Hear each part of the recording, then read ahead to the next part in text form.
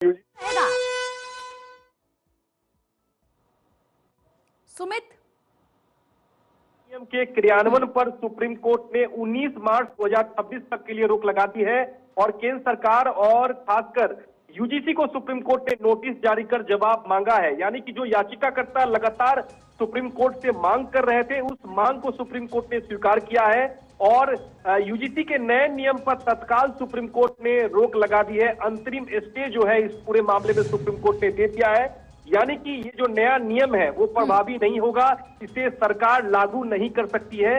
ये supreme court के आज के आदेश से प्रति साफ हो गया है। अब सरकार को सुप्रीम कोर्ट में जवाब देना होगा, क्योंकि ये सुप्रीम कोर्ट का अंतरिम आदेश है, ये कोई फाइनल फैसला नहीं है। क्योंकि आज पहली सुनवाई हुई थी, अब सरकार का पक्ष आने के बाद सुप्रीम कोर्ट ये अगली सुनवाई में डिसाइड करेगा कि ये स्टे को आगे भी बढ़ाया जाए या नहीं। क्योंकि मुख्य याचिका में जो मांग है कि इस नियम को रद्द किया जाए, तो फिलहाल सुप्रीम कोर्ट ने नियम को रद्द नहीं किया है, सिर्फ स्टे दिया है। अंतरिम एक तरह से रोक सुप्रीम कोर्ट ने इस नए नियम पर सुप्रीम कोर्ट ने लगा दी है। इसका साफ मतलब है कि आने वाले दिनों में सरकार या यूजीसी इस नए नियम को जो है लागू नहीं कर सकेगी।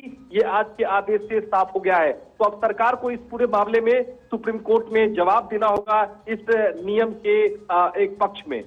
बिल्कुल सुमित, और आपने सही कहा। और सबसे अहम टिप्पणी सुमित ये कहना कोर्ट का कि क्या हम उल्टी दिशा में जा रहे हैं। जब हम बात करते हैं कि देश की तरक्की हो रही है, हम आगे बढ़ रहे हैं, हम समानता ला रहे हैं, और जब इस तरह की चीज आए उस पर अगर टिप्पणी सुप्रीम कोर्ट ये करे कि क्या हम उल्टी दिशा में जा रहे हैं, तो वाकई एक गंभीर सवाल खड़ा होता है। जब सुप्रीम कोर्ट सुमित ये कहता है कि क्या जाति विहीन समाज की तरफ बढ़ना चाहिए, लेकिन हो क्या रहा है।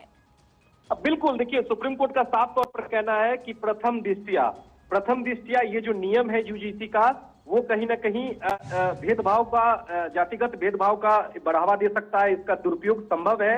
और सुप्रीम कोर्ट ने केंद्र सरकार से साफ तौर पर कहा है कि एक मसौदा जो है वो तैयार करे, यानी कि एक कमेटी जो है वो गठित की जाए इस पूरे मामले में।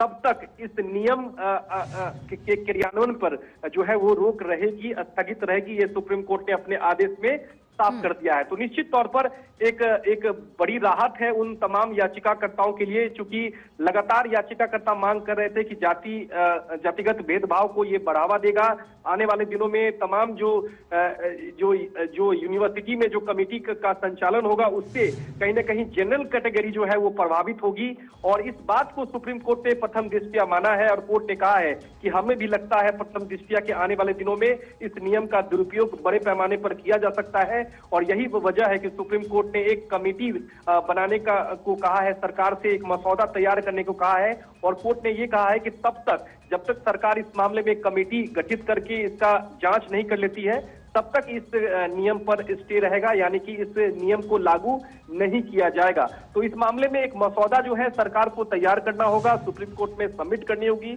और जो याचिका है, उस याचिका के जो नोटिस सुप्रीम कोर्ट ने आज जारी किया है, उस नोटिस के पक्ष में जवाब भी देना होगा कि आखिरकार ये जो नियम है वो संवैधानिक तौर पर कैसे है। चूंकि इस